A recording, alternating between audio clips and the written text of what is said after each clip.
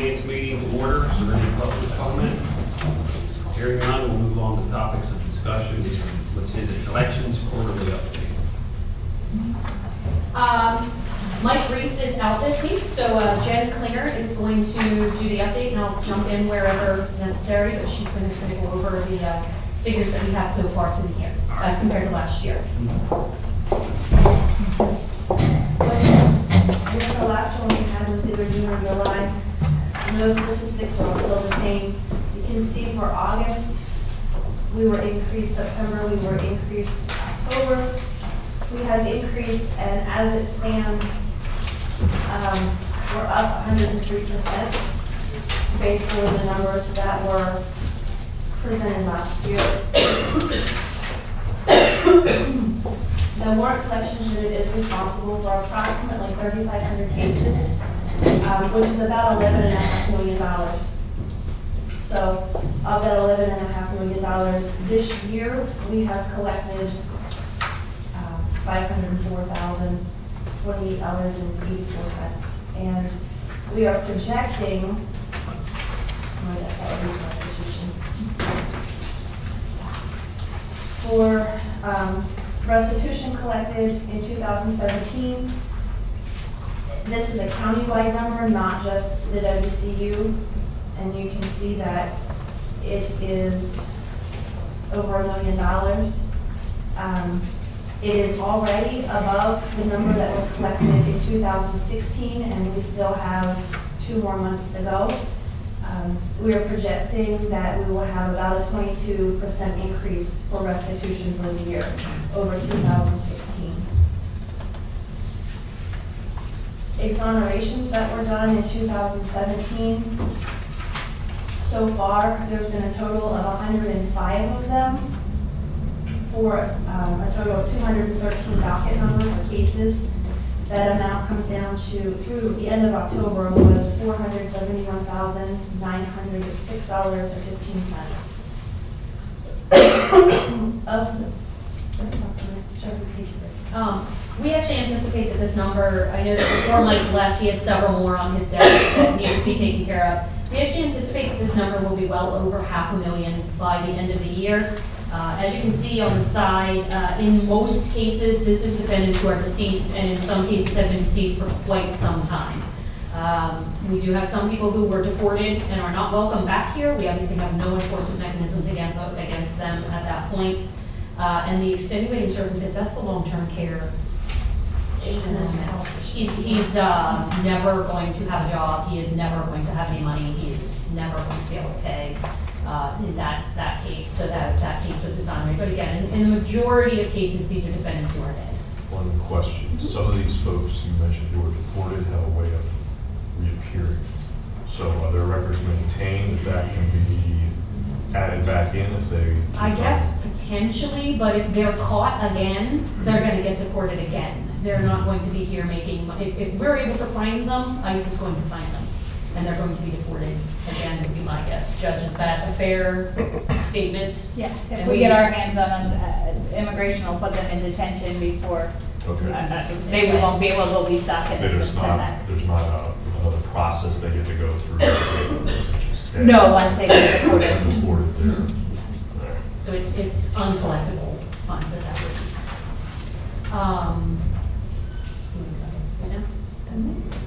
Thank you. The use of the collection agencies, we have to date, well, to the end of October, we have referred out 592 cases. And you can see the numbers that were collected on that. $736 for CMC and $11,000 for MSB. If you figure the total amount that was sent out versus the total amount that is owed to the county, that's less than a 1% collection success rate by using the collection agencies. So we found that while we are still using them, it seems to be more successful for us to work the cases. I have a question on that because some of the research that we had done for us indicated that I believe York County uses them as a measure of earlier recourse rather than a measure of last resort, and York apparently has a considerable amount of success, as I understand it. And I think we got the information from Mike, is that right, Mike? So correct me if I'm wrong on that, but I guess what I'm looking for is, why is it York can have success with it and we can't?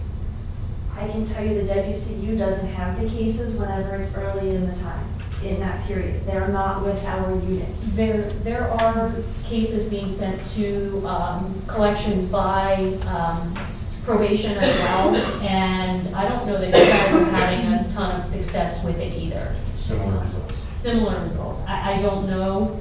I do know that York will always bring in more money than us because their assessments are more than double ours. And going back and looking at data, York may not be the best person to compare to because we actually have better collection rates than they do overall when you look at percentages.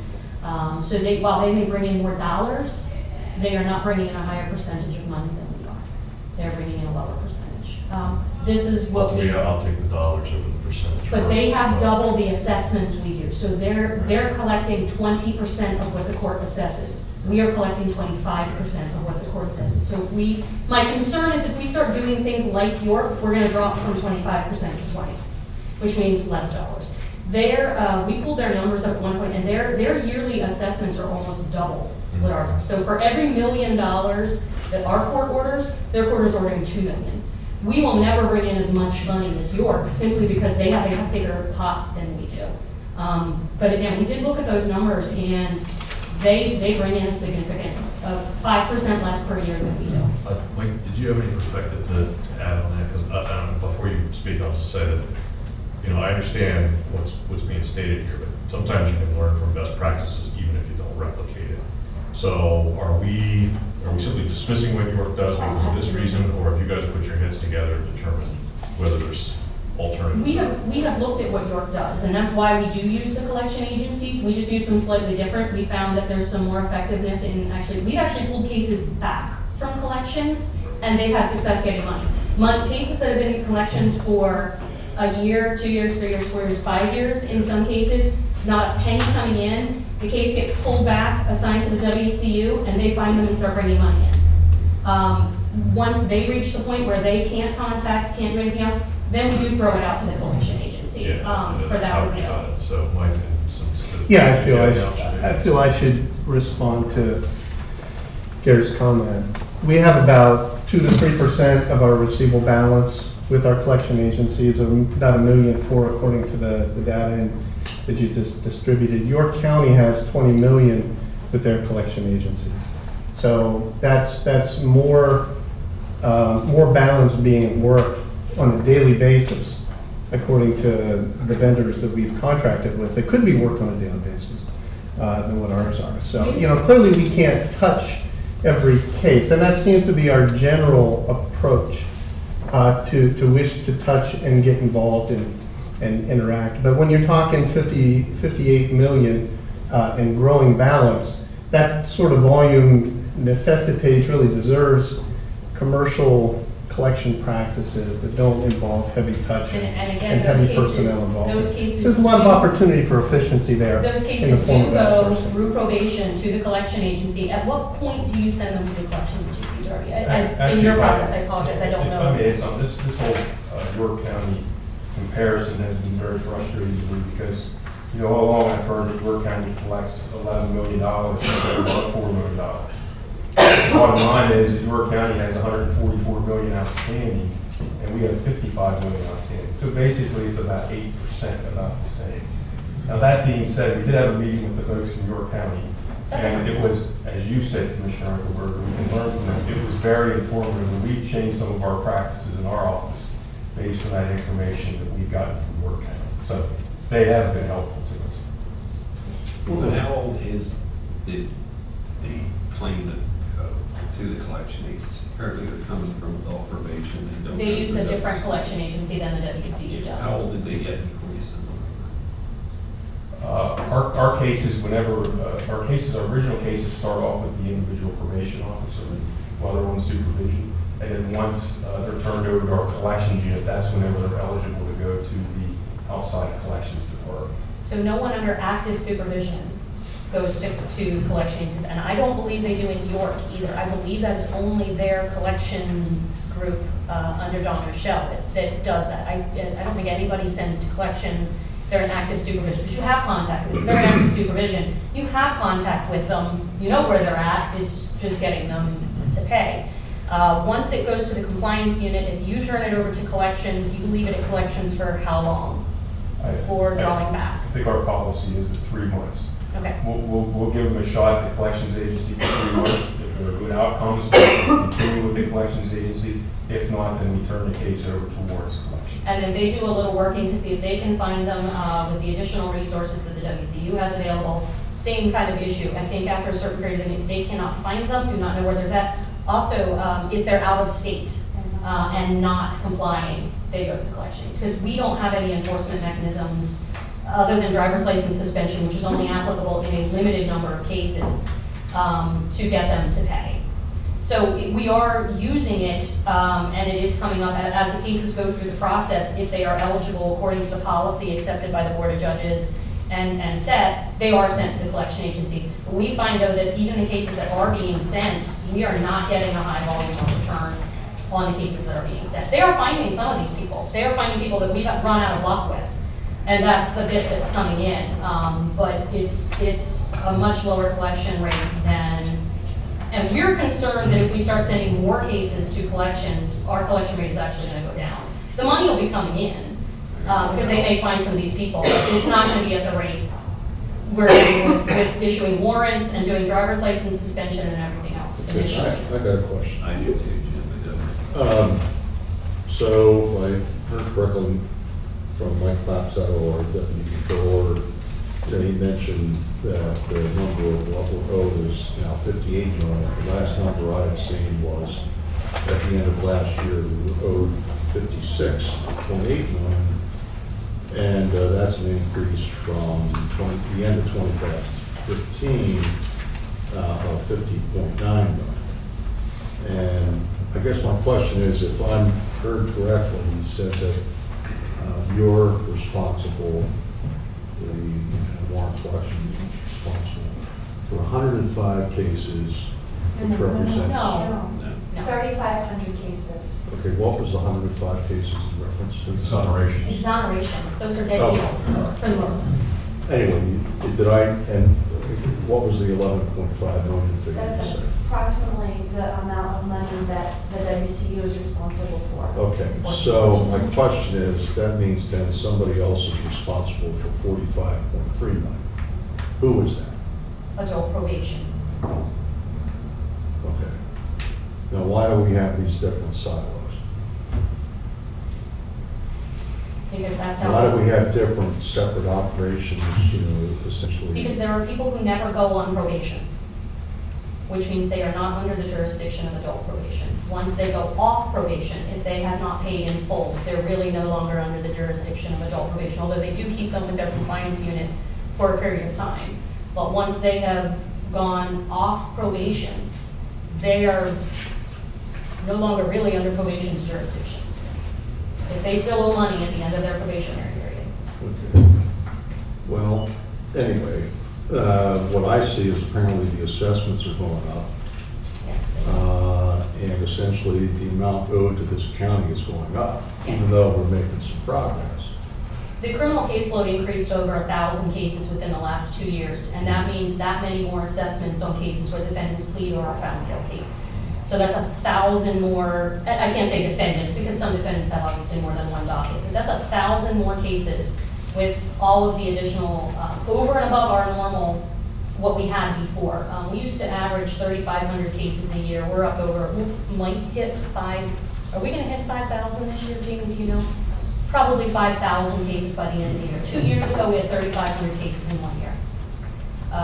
The growth of the charges, of the cases being brought is taxing the resources that we have. We can only do, I mean, you can't just absorb 1,000 more cases, and I think the WCU is actually doing a very good job considering the fact that they've doubled what they brought in last year. They've tried new things, they've implemented new techniques. Again, we're using the collections agencies more And we will be sending more cases, but each case has to be reviewed before they can be sent. After collection agents, we were actually going to talk about the driver's license, which is also something new that's going to. Ask about the collection agents. There's 592 cases with these agencies. Roughly. How old are these cases? We have cases with our unit that are from the 80s, 90s, 2000s. Some of them are very old, that we're still collecting on. Chances are they're not going to be collectible. But many of them are paying. We're actually having success. Really? Almost all of the cases that the WCU has are old cases. They are cases that have gone off probation. There is a small percentage of cases that are summary appeals, that kind of thing, that never went on probation. They get they get those which were not being worked at all prior to the WCU coming into existence. So most of what the WCU deals with is actually the old cases. So this $500,000, all but, oh, you did pay $500,000. The $500,000 that they brought in this year is old cases. The almost $500,000 in exonerations is cleanup of old cases. So these are the old cases that they are getting to pay. All right. The cases at the collection agency, how old are they?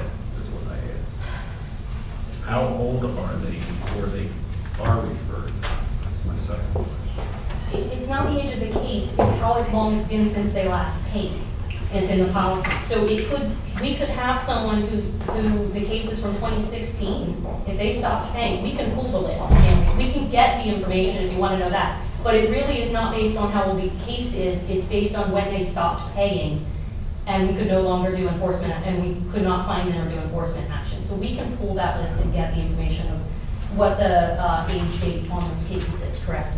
Okay, so we can get that and get that to you.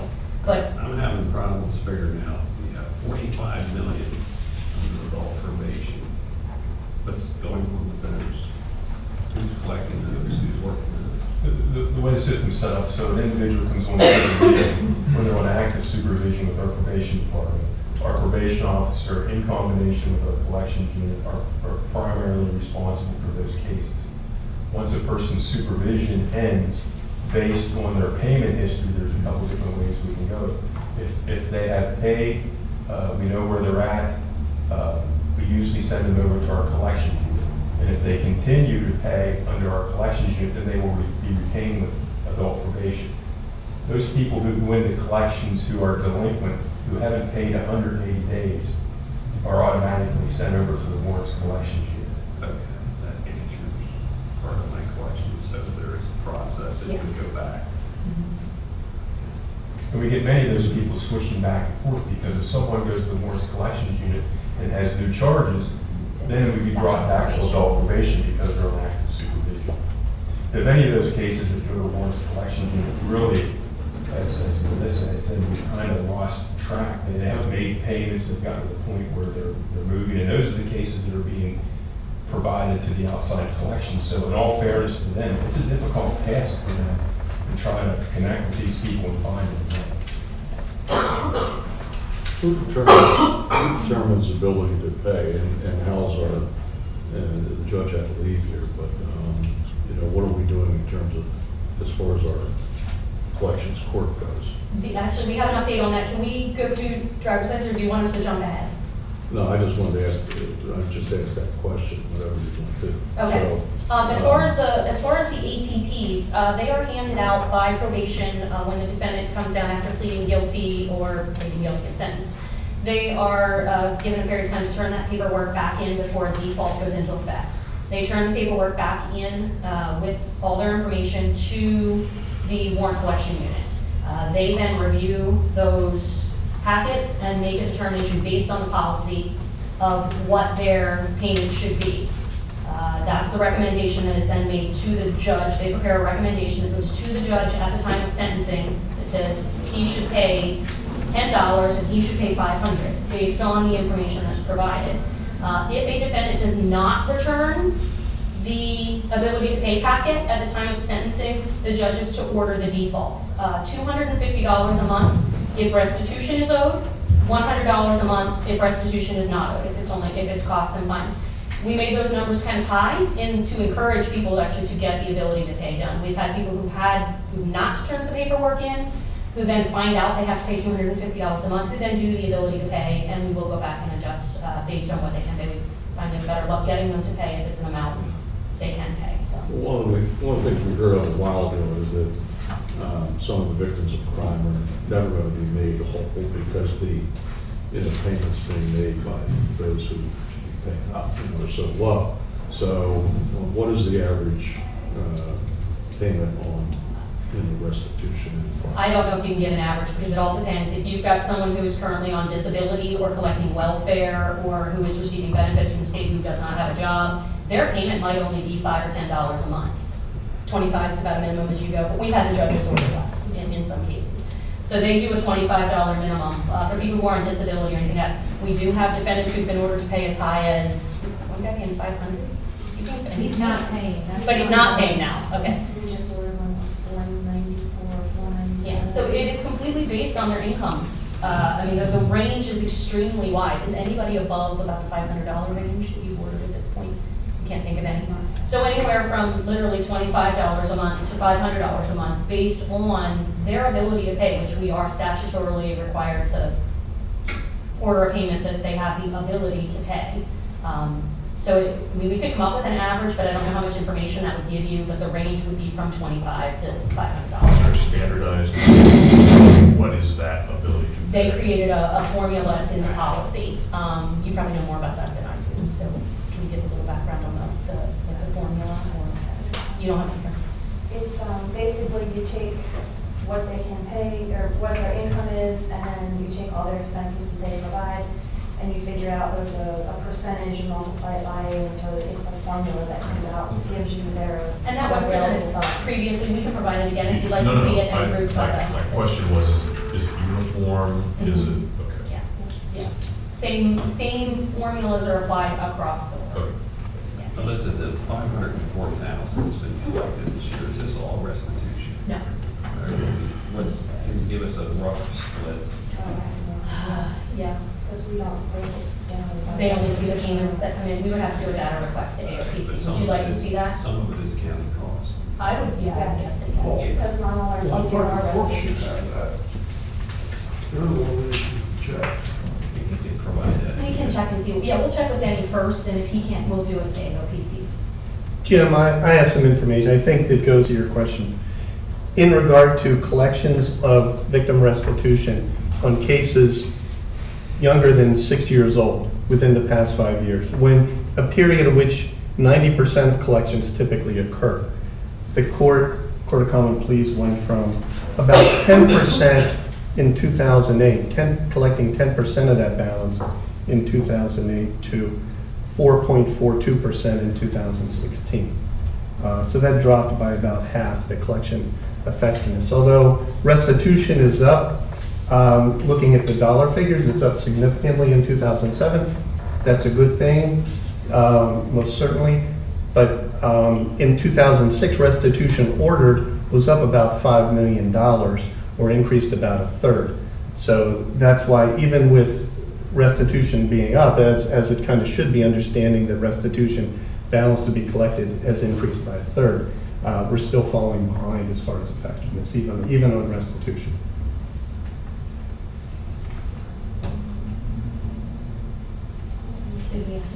Did we answer your questions, or we okay to go on? For now. Okay. Travis. The WCU started suspending driver's license in May. We did a small group to test it, and it was successful, so we continued on with that, and so far we have suspended 714 driver's license. Out of that, we have then restored 124 of those. We've had 30 people who have completely paid their cases off in full, and 94 who have set up payment plans. And that has been successful. Those payments are continuing to come in because they don't want to lose their license again. So we can see the total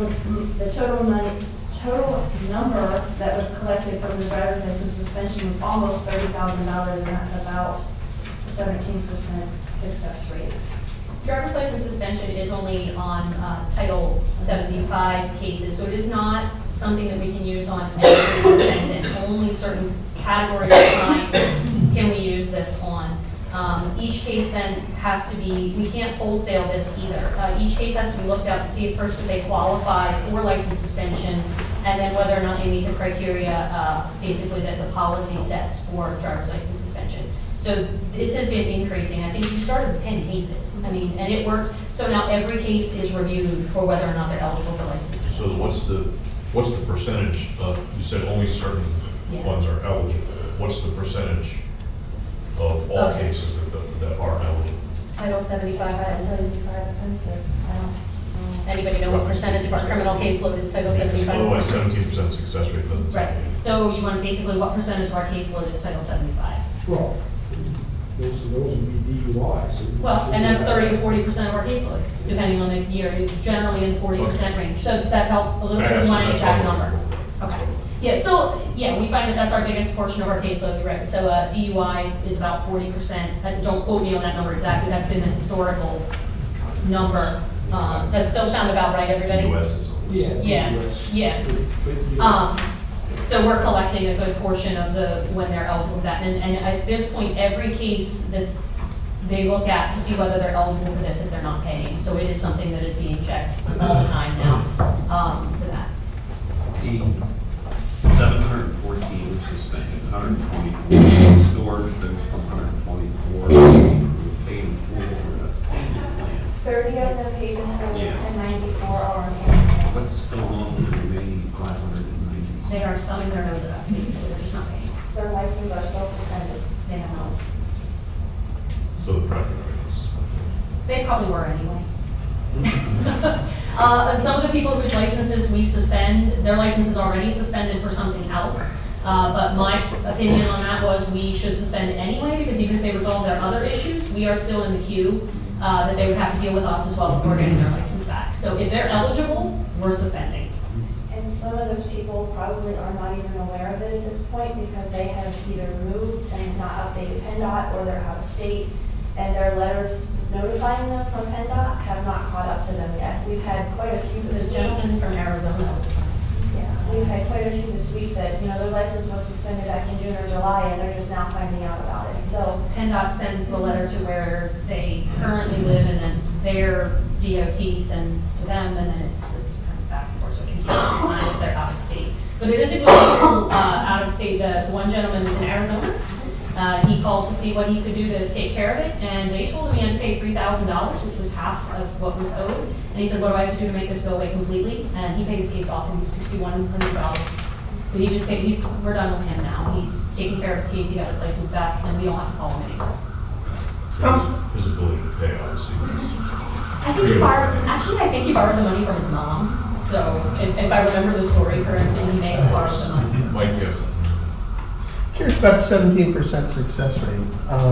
Another county, I know we beat up York a lot, but they collect 80% of the cases, the offenders that they put on license suspension, they collect 80%. Greater over time. They've also been, but in their Are we defense, filtering out too many eligible cases? I don't think Is so, that because- why our success rate is so I don't comparatively know. low? I do know that we are reviewing every case as it comes across for eligibility, and if it's eligible, it's going. Part of this may be that we just started this in May, so we have not hit every case that's eligible yet. I think once this process has been in place for a longer period of time, and you gotta remember, they've only been doing it, so only the cases that have hit the WCU since May have fallen under this. Every new case that comes in that is eligible is going to get hit. So it's gonna take time for this to hit that whole backlog of cases. Again, this is not, you can't just pick 500 cases and say, we're gonna take their license. Each case has to be reviewed for eligibility for the, Because looking at our own backyard, our MDJs do this as a matter of course. their computer for system all actually does it eligible cases. automatically. Their system does it automatically. But they're not CMS screening does anyone not. out. Yeah. They're not screening anyone out. No, they do And not. they achieve a 95% or better But collection their system success. does it on all automatically, ours balances. does not. Okay. Ours is actually case, they don't have any input actually. Kim can actually speak to this a little better. They actually don't have any input into it. The system says, to itself, I Yes, guess. it's set on a time.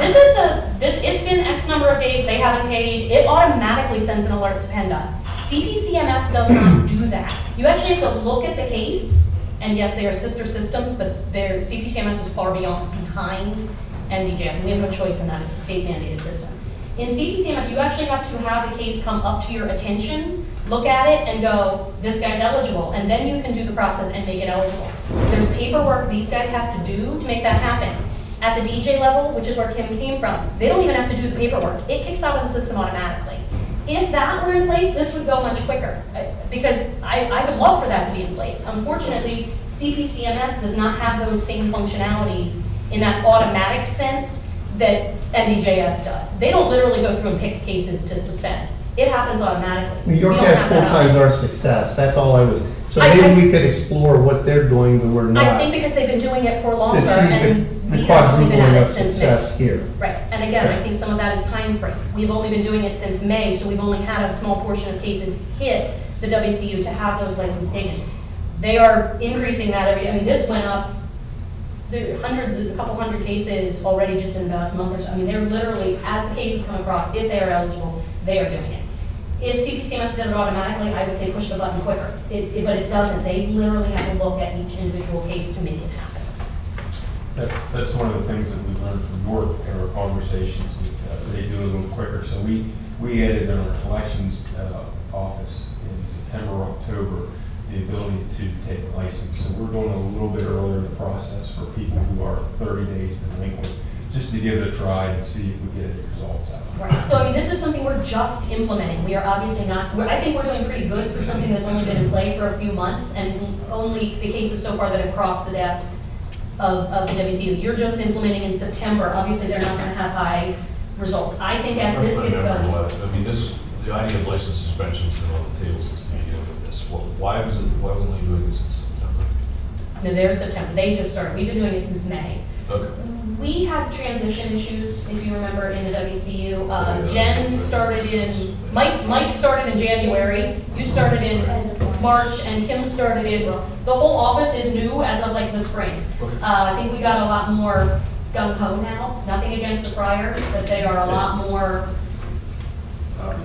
yeah. I don't want to badmouth any, I certainly don't. I think they did the best they could under some bad circumstances. But these guys worked really, really well together, and I think they've turned that around. I mean, again, they're collecting double what the same, group collected in the prior year, and I only see that going up. Every month, they are collecting more and more and more, getting people on regular payment plans. So I think that you can see as the months go, that number is higher and higher and higher. As a general, there are months it goes down. We actually anticipate November and December will go down a little bit because everybody's going to put their money towards Christmas. Their goal is to have an 80,000 month, which they were only 2,200 away from in October by March. I think it might be sooner, but I'll trust their judgment on the whole Christmas problem. They've doubled the number of people who are on payment plans, which is really how you get people to pay. In October of 2016, there was only 237 people on payment plans through the WCU. In October of 2017, there were 564. So more than doubling the people that they are getting contact with who are now making regular payments. And that's how you get the money. You get the people to make the regular payments, and when they miss one payment, you're in touch with them and saying, why are you missing? And that's where I think they're having that effectiveness. So again, driver's license, it's expanding. It's only been in play for a few months. They are doing as many of them as they can as they come across, so. We kind of talked about the ability to pay. This is a huge time sucker for this clerk is literally just sitting and looking at papers and recommending to the court, but I think it is important, but it is a time sucker, and the bench then uses that information rather than just asking the defendant, what can you afford to pay? That's basically all we had before. We now actually have financial information on them when they choose to submit it for those sentencing hearings. And if they don't choose to submit it, they're aware of what the defaults are. Generally, I believe probation, you give them that information when you give them the ability to pay paperwork. So they know if they don't return it, they're going to be paying either $100 if they don't have restitution or $250 if they do. Okay, question. You're saying it's taking an enormous amount of time to check this, so is it taking more time than we expected? No, I don't think so. I think there's just a high volume of them. I think they estimate, we actually talked about that down, it's about oh, you had, that number's up now? This is what was issued. Okay, so they sent out, as of October 31st, 819 of these were handed out. 579 were completed. So most people are returning them, I think.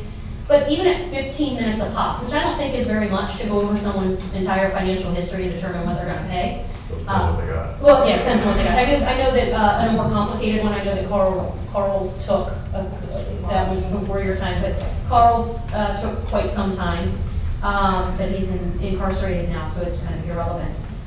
But a simple one can take 10 or 15 minutes. And when you do 10 or 15 minutes times almost 600 ATPs, that adds up pretty quick. That's not time not working cases. But it is an important part of the process, and I think it's not something we want to get rid of. I think that getting people on something they can afford to pay, it makes them more willing to pay as well. Okay, so right now through October 2017, you are handling 564 payment plans, is that? That's how many active payment plans they have. So, in other words, the number of payment plans has increased from 299 to 564 through October Correct. this year. Okay. So that's the total number of plans that you're currently, people are paying on a monthly basis. That's people who are paying on their plans. We're responsible for obviously more than that, but that is the number of people who are regularly paying. Yeah, so that's the actual payment, that's not just, Right. there's no people not paying included in that. The non-payers aren't included in that total. This is who made their payment. Are they up to date? That 569? Yep, they're the ones currently paying. So you have new people coming on and you have some people that are dropping off, but essentially people up to date on a payment plan was 564 in Keeps going. October 2017. Well, we started from zero, so it should keep going up. Yes, So yeah. the question is, it's not just how much it goes up, is it going up enough? And that brings me to, I guess, the question I wrote at the very beginning, and that's, when we approved this, it was approved with some very specific percentage-driven derived targets. So I see nothing in here about the targets. I don't know what happened to those. I don't know if we're close to those, because the target numbers were to be our means of evaluating whether we were on track with what we expected to get, which of course is pegged to the total amount. We have to measure what resources are input, we have to measure what resources are coming out. Right, I believe, and I can go pull it again, I believe the original was to have 5% increase per year based on the current as it was, and that was 3 to 4 years ago. Does anybody remember exactly? So 2014. I think, and it's not an excuse, I think that they are bringing the money in. The problem is, right now, with the caseload increase and the assessment increase, we are being tasked with collecting more money than was even anticipated back then. With a 1,000 case increase from 15 to 16, which was after those benchmarks were set, and I don't know where they're at. Mike, do you have updated figures on any of that? That's usually what you've brought, but, I guess my point is, Yeah. if you're blowing past your targets, achieving them and then some, that certainly is something that we would take into great consideration. If you're not reaching targets, which were essentially the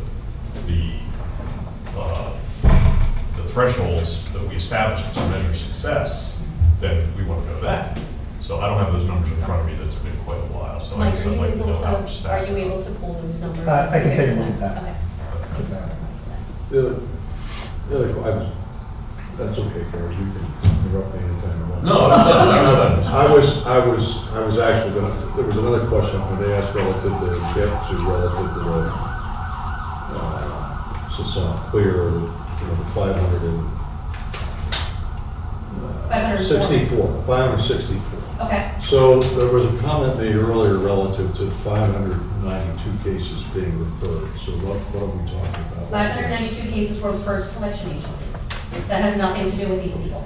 All right. Now, has nothing to do with these people. Right.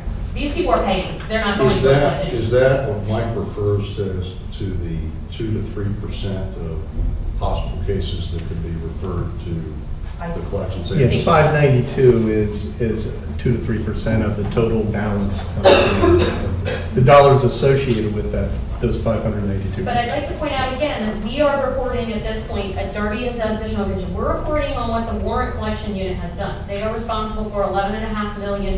They have referred $1.5 million So of that's what that confuses to me, collections. because I Yeah, mean, we got all these different. It's entities a now tier- supposedly it's that's tiered responsible for collection. this, and that was the whole reason, I thought we set up the warrant collection unit was essentially to put a coordinated effort together.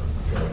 So I'm not sure we're there, but anyway, my question, if you allow me to ask it, is how many cases are out there that are not being attended to that we could be referring to the collections agency?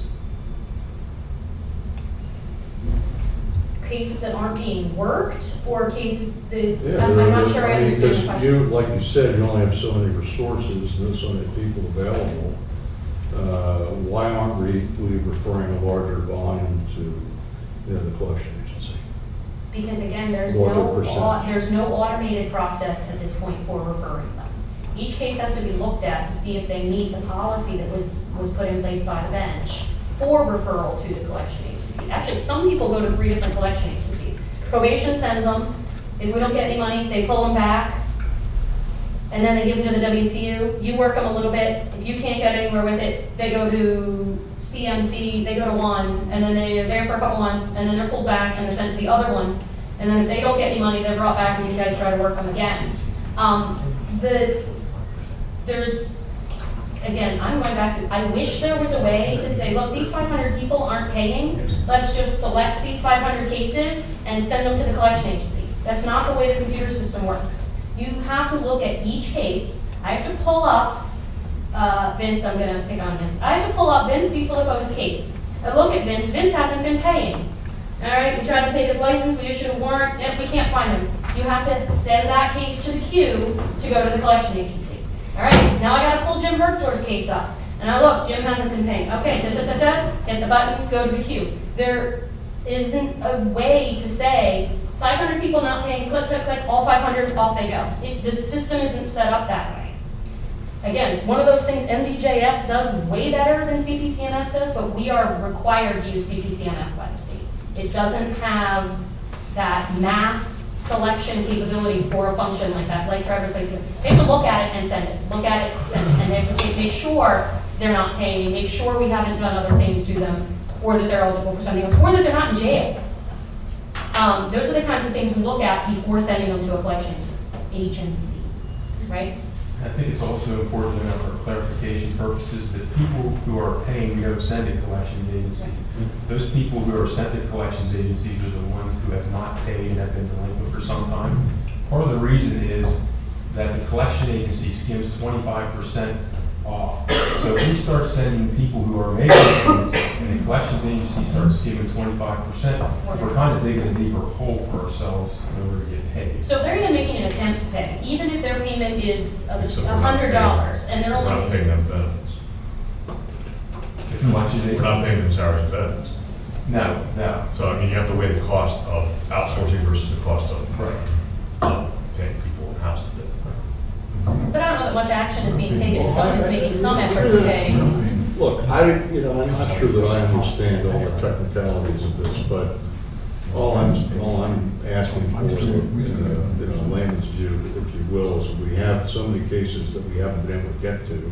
Why can't we refer them to the collection agency? You can't multi-select them And how and long just does say it no. take you to look at cases and how long it takes? Even a couple minutes at each case, Okay, and you're talking a couple minutes each thousand case. cases. How long does it take you to look at a case and So that'd determine take if a it's couple good? weeks to do? To a collection agency? If you pull Vince's case up and he's So we check violent prisons and probably about 10 minutes. at least 10 minutes a case. But I can tell you, I can only speak for WCU because they're the cases that we have. We have gone back through in the last, like 4 months, from 1960 through 15? Or through 2015? Is it through the end of 15? Yeah, through 2015. every case that is assigned to us has been gone through, and either a warrant has been issued, license has been suspended, or it has been sent out to a collection agency. Some type of action has happened on those cases. That's as far as we are. It's the end of 2015, and that was just 2 weeks ago. He finished those up. And there have been 1,660 warrants issued. These are people sometimes that we kind of know if they're not paying and they won't contact us. So we get the warrant, so the vendor happens to pick them up, we've got that. Okay, let me ask a layman's question, but this really goes to process. And the question is there any prospect for doing a triage among all cases first? Instead of working through all the cases, start to finish, can you do a first review, triage them in terms of these are eligible, these are, and then taking, so that every case has something being done on it, taking a certain number and. The cases the new cases that are coming into us, they're called transfer cases, they come over from adult probation, those are being worked as they come in. And they, that's on a regular basis. Okay, what am I missing? What I'm hearing is, we don't know which ones we would send out to collections. So my question is, why would that not be the first thing we look at? When the case comes to us, that's what happens. It's reviewed to see whether we're issuing a warrant, or a driver's license suspension, or sending it to collections. Let me try to ask the question that I think we're all trying to do. Yes. Of all the cases in the world out there that we have that make up the 60 million or whatever, are there any cases that are not getting any attention whatsoever? And if so, approximately how much is that? I don't think there's any in the WCU that are not getting any attention, because again, they just, finished that review of at least through the end of 2015, and now all the new cases that are coming in get looked at case creation.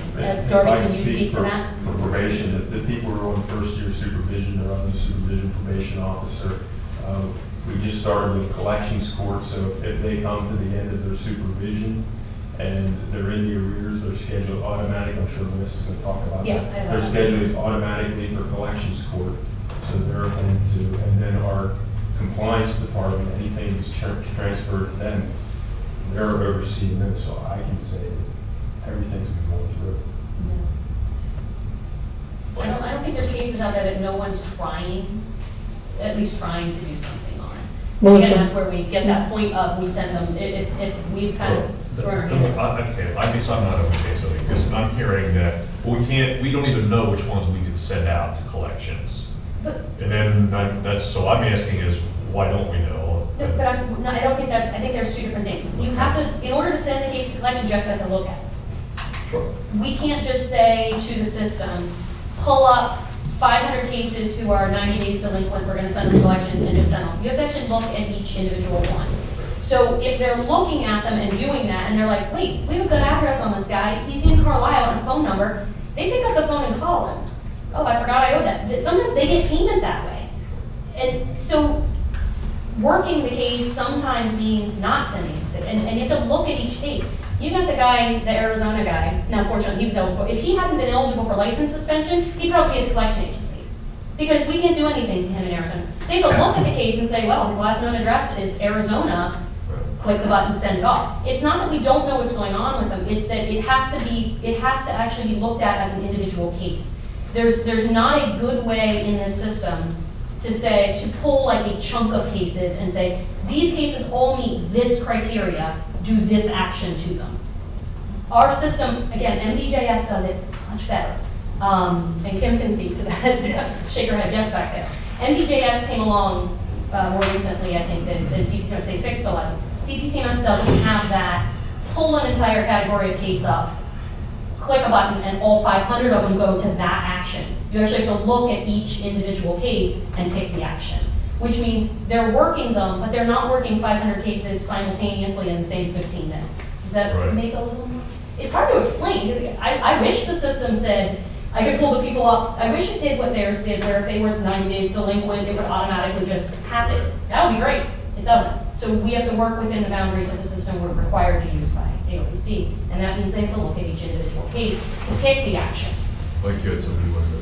You can actually automate a lot more than what we do. You can actually define, the AOPC has great professionals in their information systems to say, here's a set of parameters we want a file created if, for all cases, all offenders that meet these criteria, in sufficient detail to be able to share, sent to our debt collection agency. So they're willing to do that, and that can be at.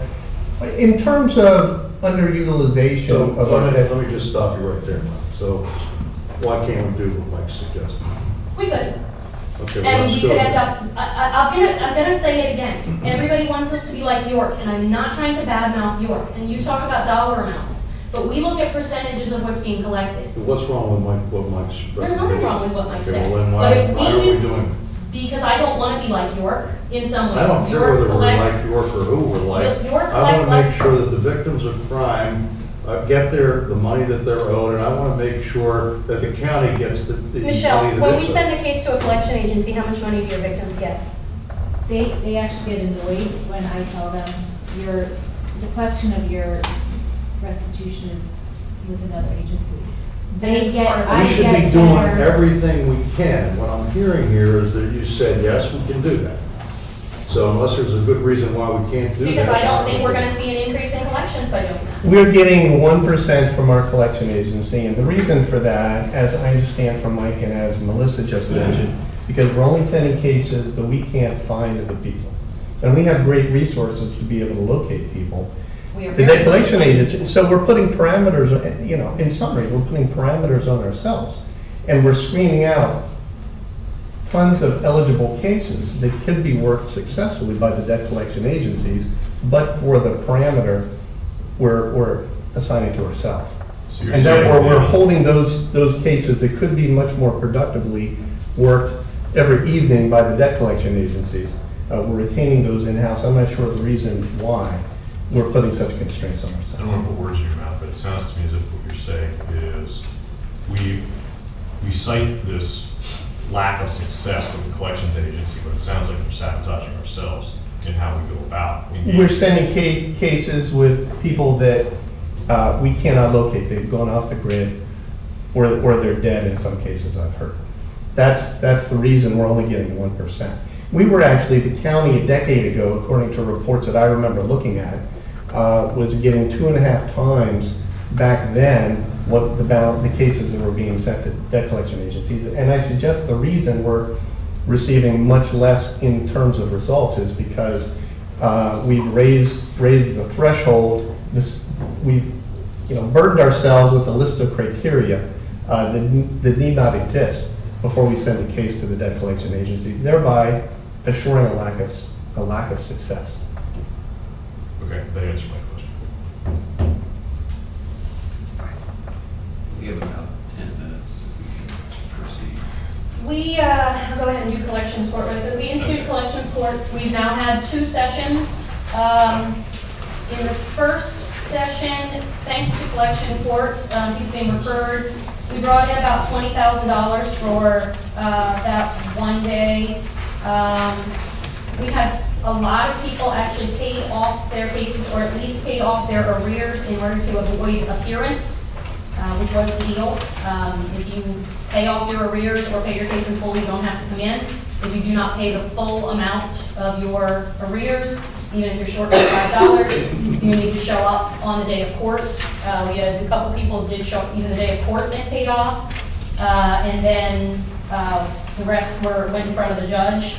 Anybody who didn't show up, a warrant was issued. And have we picked any of those people up?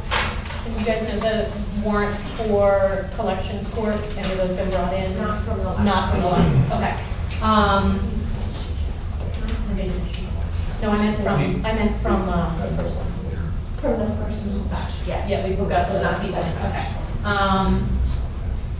So even after that, people who were put back on payment plans, thanks to collections courts, they are now, I believe quite a few of them are paying regularly now. A couple cases paid off through that. And we have a second one on November 30th. There's 129 cases scheduled, which was almost double what was scheduled the first time.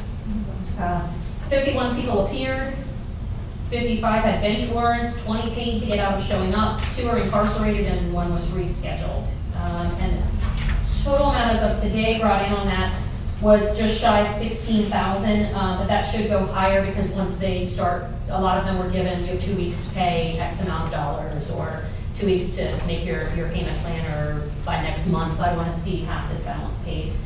So we monitor that to see what comes in as a result of that court event. So we have reinstituted collections court, which was one of the things that was being done, use the term back in the day, that we had stopped. It seems like it's being pretty successful at this point. We're getting people back on track, making that contact with them, and getting them paid. And a good portion of collections court is actually adult probation cases, people who are coming up on the end of their probation period, but who are not current on their payments. So this is to put them kind of on notice that you need to get current, you need to be current, and get that taken care of. Any comments on that? Questions? That's being held the Friday of criminal trial week each term. So at this point, 7 times a year. It'll be held. We've got 2 now. The next one will be in December.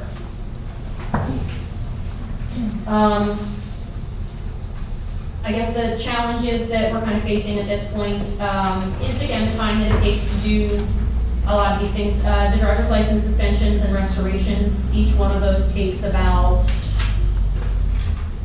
15 minutes. 15 minutes, and we've done over 800, the number on that's pretty high, 700, 800.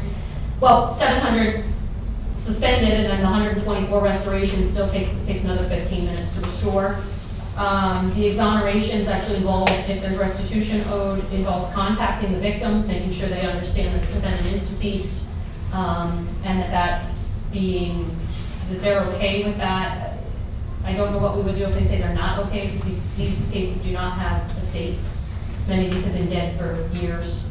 And in the ATP assessments, even at a minimum of 10 to 15 minutes apiece, that takes up a lot of administrative time.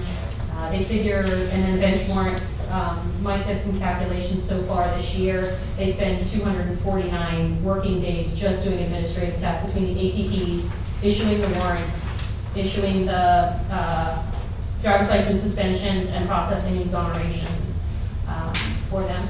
And his last page we have here on the monetary collections, again, this is just the warrant.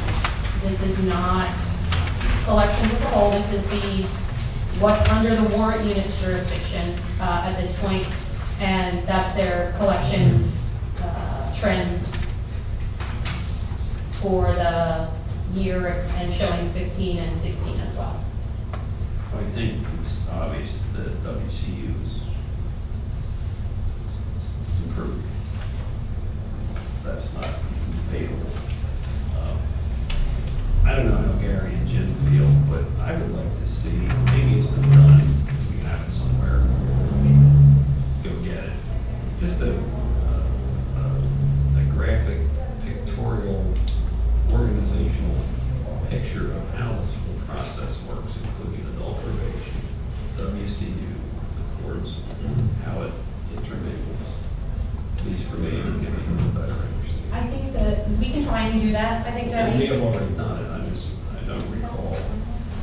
We might have some, if there's not, we can probably pull something together. One of the, Had compiled some kind of process map. yeah, I think we had, But I yeah. think it was just the WCU had But we inputs. can probably add, you probably have something in place already, and we can just kind of Yeah. mesh it together. I think, I just lost my train of thought. Said I think I lost it. What's the next thing? But anyway, I think I don't remember what it was. I apologize.